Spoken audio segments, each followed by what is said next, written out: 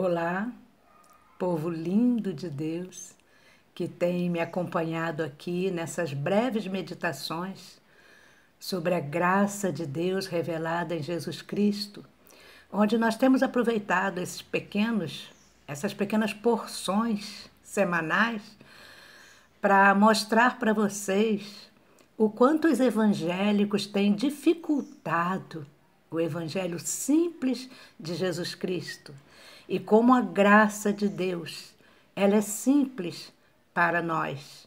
Nós subimos com Jesus a montanha na semana passada, estamos estudando um pouquinho das características do bem-aventurado. Semana passada nós estudamos a primeira bem-aventurança. Bem-aventurados pobres de espírito, porque deles é o reino dos céus. A segunda bem-aventurança de Jesus foi: bem-aventurados que choram, porque eles serão consolados. E ao lermos as bem-aventuranças todas, que são 8, né, nós vamos ver que Jesus ensina na contramão da igreja. Jesus ensina na contramão dos religiosos, porque aprendemos com Jesus que crente chora, porque ele chorou. E na igreja você aprende que crente não chora, crente não sofre, que a vida do crente é só prosperidade. Nós aprendemos que não podemos chorar nossas perdas, porque isso demonstra falta de fé. E nós vamos ver Jesus vindo com um ensinamento totalmente na contramão do que os religiosos ensinam. Ele não nos ensinou isso. Ele próprio chorou. Jesus chorou a morte de seu amigo Lázaro, mesmo sabendo que ia ressuscitá-lo dali a minutos. Mas Jesus chorou, ele não se privou de chorar a morte do seu amigo. Nós não somos super-homens, porque cremos em Jesus Cristo. Nós somos homens com direitos a ter crises, como Jesus teve. Eu poderia até fazer um estudo com vocês das crises de Jesus. Jesus teve crises como nós e chorou quando precisava chorar, sorria quando precisava sorrir. Jesus viveu todas as emoções que nós também vivemos. Vamos lembrar sempre que lá embaixo Jesus está ensinando aos seus discípulos, mas lá embaixo tem uma multidão. E Jesus dizendo para os seus discípulos: se vocês vão fazer parte da vida dessas pessoas, se vocês vão consolar essas pessoas, vocês precisam ser pobres de espírito e precisam saber que vocês não podem, mas Deus pode. Vocês vão ficar entre essas pessoas, mas não façam do jeito deles, nem do jeito de vocês. Se vocês não passarem pelo choro, pelas feridas, como vocês poderão ser agentes de consolação?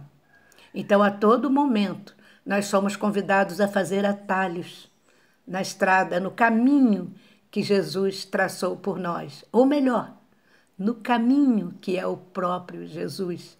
Nós somos ensinados a todo momento a fugir do aprendizado de Deus, procurando dar jeitinhos na nossa vida, procurando jeitinhos mais fáceis, com promessas de prosperidade de vida abundante materialmente, com promessas de felicidade. Nós nascemos para ser felizes, são as promessas que nós vemos. Mas como seremos bem-aventurados então? Como ajudaremos a multidão ferida se nós gastamos nosso tempo com campanha de prosperidade? Bem-aventurado é quem consola. Na sua fraqueza você vai ser usado para consolar. No seu momento de choro, você vai ser usado para consolar. Então nós vimos que as bem-aventuranças caminham em dupla. Pobre de espírito é ser quebrantado, é ser empático com a dor do próximo. 3 passos que nós podemos aprender quando nós vivemos essa bem-aventurança, que é o de chorar com os que choram. Primeiro, que o choro pode nos levar a um estágio de realizarmos perguntas certas. O choro é momento de reflexão e ele pode nos levar a fazer as perguntas certas. Pense nisso, nas perguntas que você está fazendo nesse momento de choro que todos nós estamos vivendo, que o planeta está vivendo. Se nós já passamos pelo momento de choro profundo, como Jó passou, e chegou ao ponto de fazer as perguntas certas, nós podemos aprender com ele. Lá em Jó, no livro de Jó, capítulo 14, versículo 14 também, Jó faz a seguinte pergunta: morrendo o homem, por acaso voltará a viver? Morrendo o homem, por acaso voltará a viver? Vamos lembrar que a época em que Jó viveu, ele não tinha nada sobre ressurreição, ele não tinha nenhuma informação sobre ressurreição. Mas Deus se agradou da pergunta de Jó e lhe deu uma revelação que resultou numa expressão messiânica, ainda no tempo de Jó, que viveu lá no período dos patriarcas. Jó, por fazer a pergunta certa, ele teve uma resposta certa, uma revelação de Deus.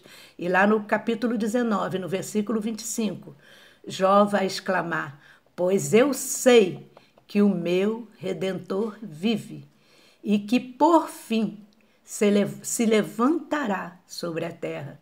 Que revelação messiânica!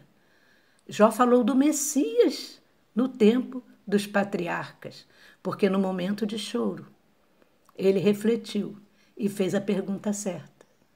Você pode fazer a pergunta certa e ter as respostas certas de Deus para a sua vida.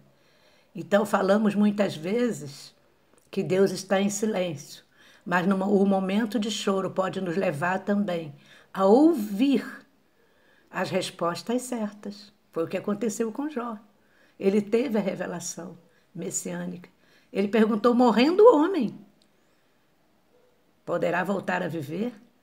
E a ressurreição de Cristo é o que nos dá prova de que nós também teremos vida eterna, de que a sepultura, o Hades, o inferno, não tem poder sobre a vida daquele que morre em Cristo.